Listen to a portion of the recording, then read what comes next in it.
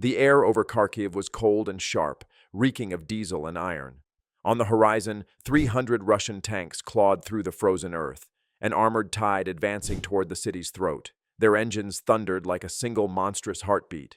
From above, they looked unstoppable, a river of steel cutting through the plains. But they were not unseen. 10 kilometers overhead, an American RQ-4 Global Hawk drone glided through the stratosphere. Its synthetic aperture radar traced every movement below, painting a perfect picture of the battlefield. That stream of data flowed through satellites into a bunker deep beneath Ukrainian soil, where a circle of officers watched in silence as red icons crept across their digital map. At the center stood Colonel Elena Kovalchuk, her expression carved from stone. Around her, the hum of computers and the faint tremor of distant artillery filled the stale air. The intelligence was clear and grim. The Russian column was shielded by a next-generation electronic warfare system. It jammed drones, blinded sensors, and fractured command networks. Without eyes, the Ukrainian defense would crumble. Confronting the enemy head-on was suicide. So, Kovalchuk and her staff conceived something desperate: Kestrel's Gambit. 30 improvised jamming drones would attempt to carve a narrow corridor of silence through the Russian interference. Through that fragile gap, a swarm of 2,000 drones, 1,500 home-built FPVs, and 500 American Switchblade 600S would descend upon the invaders. It was an alliance of ingenuity and technology, of battlefield improvisation fused with Western precision. If it worked, Kharkiv would live. If it failed, the city would burn. "The Global Hawk confirms a strong emitter," said the American liaison officer beside her. "Likely the EW command vehicle." Coordinates transmitted. A pulsing red icon appeared on the tactical display, one target among hundreds. Destroying it would strip the Russian advance of its electronic shield. Failure meant death for the entire drone fleet. "Ground confirmation?" Kovalchuk asked. "Negative. Only the high-altitude feed." Her eyes lingered on the screen. The data was solid, but one false signal could doom them. Every second of hesitation cost more ground. Finally, she spoke. "Launch the primary strike package. 10 switchblades. Target the emitter." Across the countryside, canisters hissed open. The drones rose like silver needles into the dawn, wings unfolding as they climbed into formation. Operators guided them in silence, every heartbeat synchronized to the glowing map in the bunker. At 6:25, they struck. A white flash flared on the monitors, followed by a shockwave that rattled dust from the bunker's ceiling. Officers erupted in cheers. "Direct hit!" someone shouted. "We got it!" But Kovalchuk didn't celebrate. Her eyes were locked on the electromagnetic spectrum display. The jamming signature had not vanished. It pulsed stronger than before. Her blood ran cold. "It's a decoy," she whispered. The realization hit the room like a detonation. The Russians had sacrificed a fake emitter to bait them. The real command vehicle remained hidden, and now the enemy knew Ukraine's hand. Hundreds of red icons began to surge forward on the map. The Russian general, Dmitry Volkov, had seized his moment. "They've shown us their cards," he barked into his radio. "Full advance. Break their line before they can regroup." The ground shook as 300 tanks accelerated, a wall of steel advancing through the frostbitten plains. The Ukrainian front trembled. In the bunker, tension snapped into chaos. Orders shouted, signals scrambled, screens flickering under the weight of renewed jamming. Kovalchuk stared at the map. The plan was collapsing.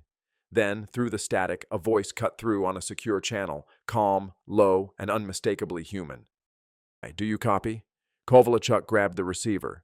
"Sky Eye copies. Report, we've tracked the backblast from the decoy strike. The real EW command vehicle is at these coordinates. It's nested between two Tunguskas." The coordinates flashed onto the display, deep within enemy lines. Kovalchuk exhaled sharply. The Tunguska was a drone killer, twin 30mm cannons, surface-to-air missiles, and advanced radar. Any drone within a kilometer would be shredded. She knew the implication before Kestrel once said it. "The swarm can't get through," he stated evenly. "We'll open the way." "Kestrel, that's not an order," she snapped. "Do not engage. I repeat, do not—" But the channel went silent. In the ruins of a farmhouse overlooking the Russian column, Kestrel 1 knelt by a shattered window, the winter wind howling through the cracks. His partner, Kestrel 2, packed their encrypted equipment into a weathered rucksack. "You're sure?" the younger man asked. Kestrel 1 nodded. "You've got the data. Get it home." He watched as his partner slipped away through the rubble, then turned back toward the field. He unslung a laser designator, its matte casing scratched and worn. He calibrated the beam, aligning the reticle over a distant armored vehicle flanked by 2 sentry systems. Through the haze, it was almost invisible. He exhaled slowly and triggered the laser. 10 kilometers above, a stiletto strike drone received the coded signal. Sleek, arrow-shaped, and built for speed, it rolled into a dive. The Tunguskas reacted instantly. Their radars locked, cannons roaring. Tracers sliced through the air, ripping into the farmhouse. The world became a storm of shrapnel and fire. For an instant, Kestrel 1 saw the beam flicker on his display, and then nothing. But he had bought 3 seconds. The stiletto screamed down like a falling star and slammed into the EW vehicle's roof. The explosion was blinding, the shockwave flattening trees and scattering debris for 50 meters. In the bunker, the spectrum display cleared. The jamming field was gone. For the first time, the electronic fog lifted. Every drone operator across the front felt it. The sudden clarity, the instant restoration of signal. Kovalchuk's voice was cold and sharp. Kestrel has opened the gate, launched the swarm. The countryside erupted into motion. From hidden garages, trenches, and camouflaged groves, 2,000 drones lifted into the sky. Their electric motors filled the air with an unearthly whine. They moved like a living cloud, a storm of spinning wings and flashing lights. Russian troops below froze, their helmets tilting skyward as the swarm descended. The sound was unlike anything human, a million wasps closing in. In a basement outside Kharkiv, Anna, a 22-year-old FPV pilot, adjusted her VR goggles. Her hands trembled over the controls. Through the grainy feed, she saw her target, a T-80 tank lumbering forward, its gun swiveling helplessly. She whispered, "For Kestrel," and pushed the throttle. Her drone dove, engine screaming, and struck the tank's optics. The screen flared white. Across the front, hundreds more followed. FPV drones weaved through tracer fire, diving into engine decks, hatches, and vents. Each carried an RPG warhead or shaped charge, turning steel into fire.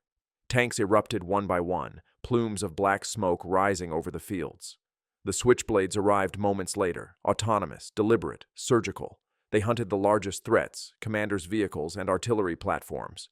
One struck a T-90M through the turret seam, detonating its ammunition. The turret shot skyward like a meteor, crashing down 30 meters away.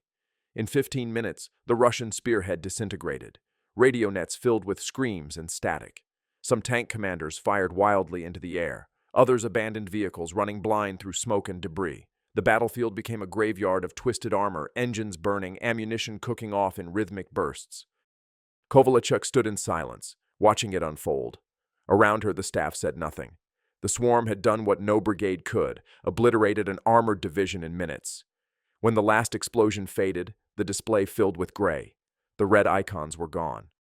"Signal all units," Kovalchuk said softly. "The line holds." Outside, the fields of Kharkiv burned. Smoke curled into the pale morning sky, drifting over wreckage that had once been the pride of the Russian army. The ground shimmered with heat and the glow of molten metal. The air was thick with the smell of oil, cordite, and death. It was victory, but not triumph. Kovalchuk removed her headset. Her officers avoided her gaze, each one haunted by the same thought. The plan had succeeded, but only because one man had chosen to die. Kestrel 1's act had turned failure into salvation. In the days that followed, analysts would call it the first decisive victory of the drone era. Reports would speak of networked warfare, AI-driven coordination, asymmetric cost advantages. They would study the data, simulate the strike, and marvel at the efficiency. But the truth was simpler and infinitely heavier. The war was not won by machines. It was won by a soldier kneeling in a ruined farmhouse, holding a beam of light steady against impossible odds. Technology had been his weapon, but courage was his trigger. Kovalchuk stood before the map, now lit in blue, the Russian advance frozen in place. "When you file the report," she told her liaison officer, "make sure his name is remembered." The man nodded. No one spoke. Outside, snow began to fall, soft flakes settling over blackened fields, covering the wreckage of tanks and drones alike. In the quiet, the battlefield looked peaceful, almost holy. Beneath the white veil, hundreds of machines slept beside the men who had operated them.